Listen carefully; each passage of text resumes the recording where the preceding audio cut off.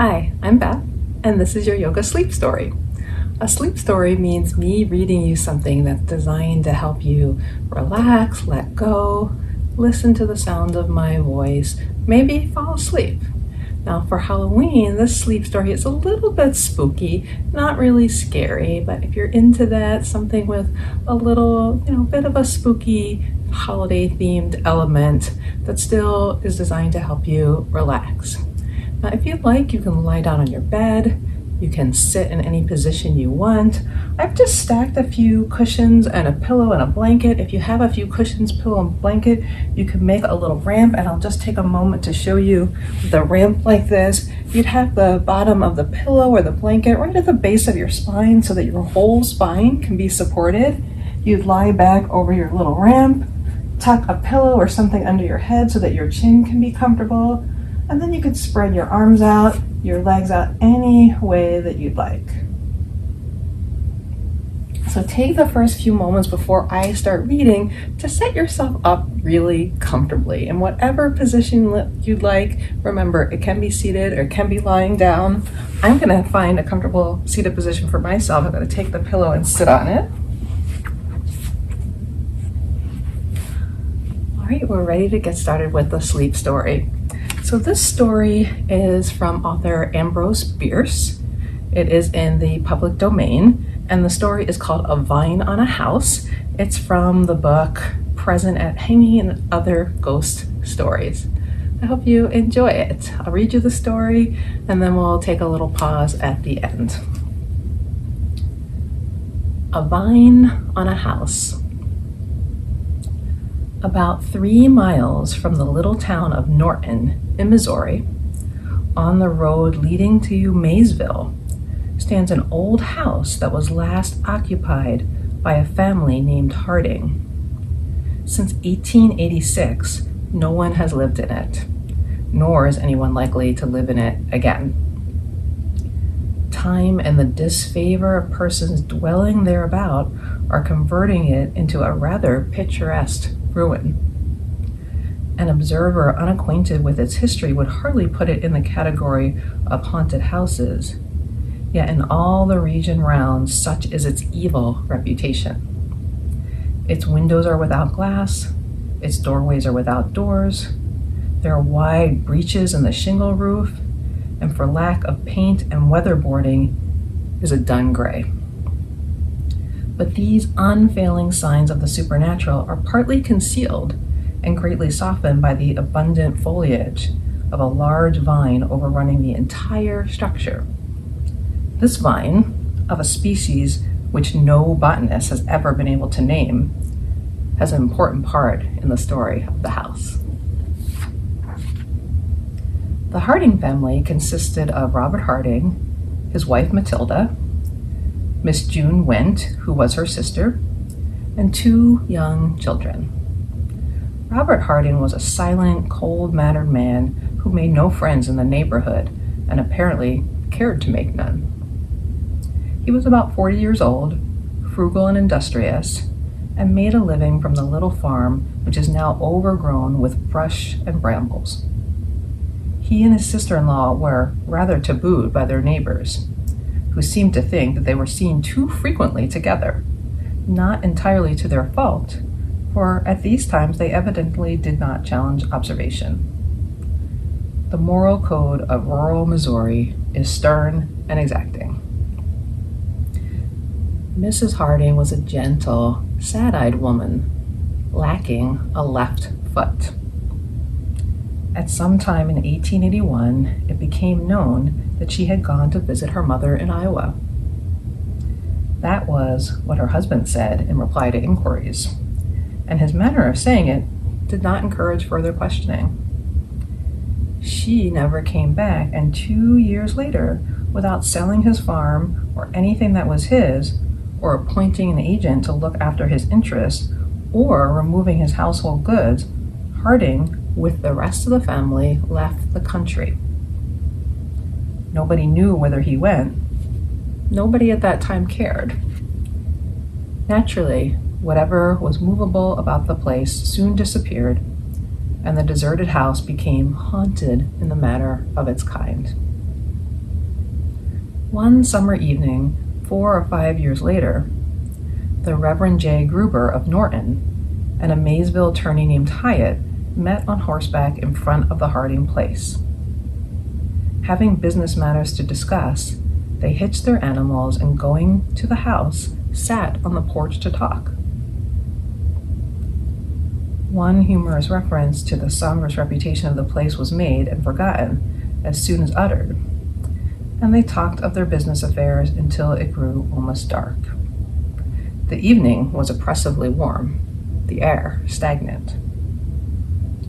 Presently, both men started from their seats in surprise.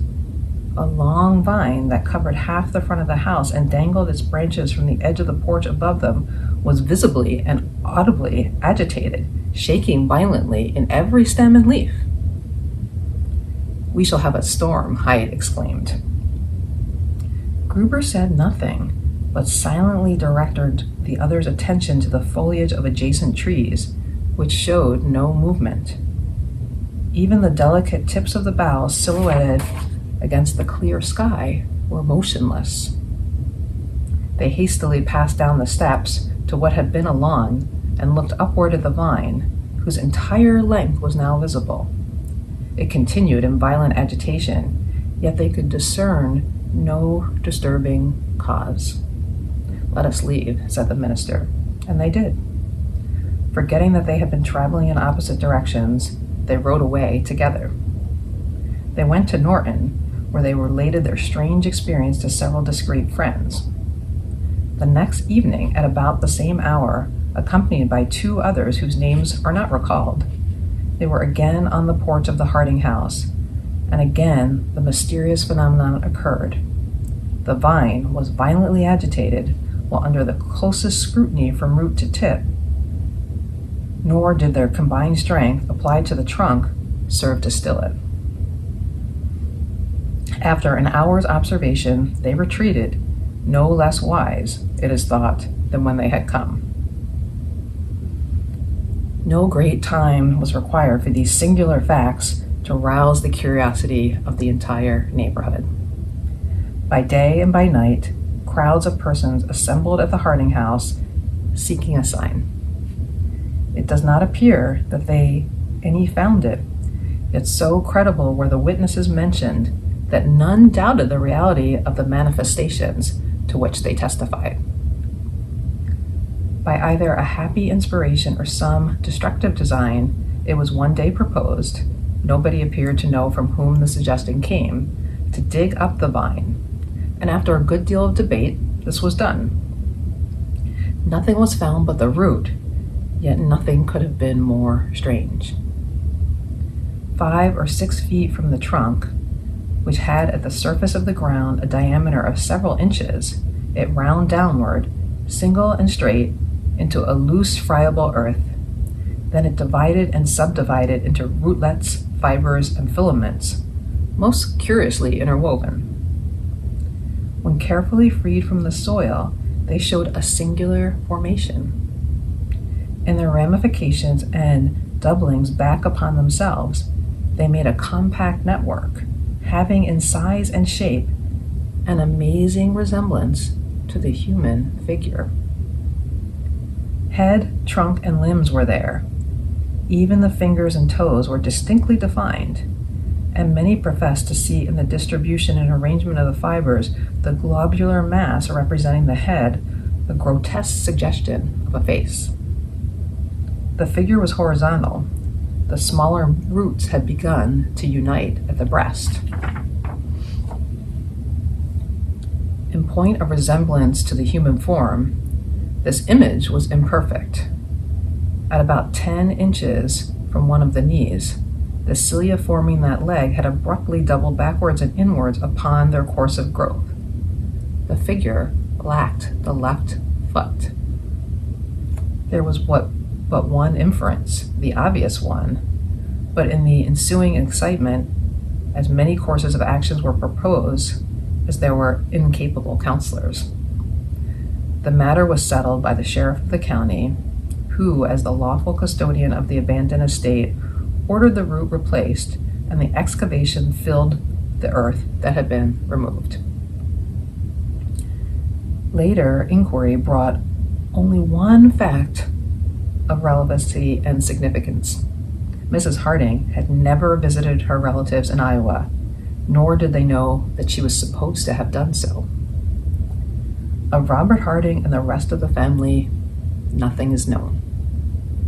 The house retains its evil reputation, but the replanted vine is as orderly and well-behaved as a vegetable as a nervous person could wish to sit under on a pleasant night when the katydids grate out their immemorial revelation and the distant whippoorwill signifies his notion of what ought to be done about it.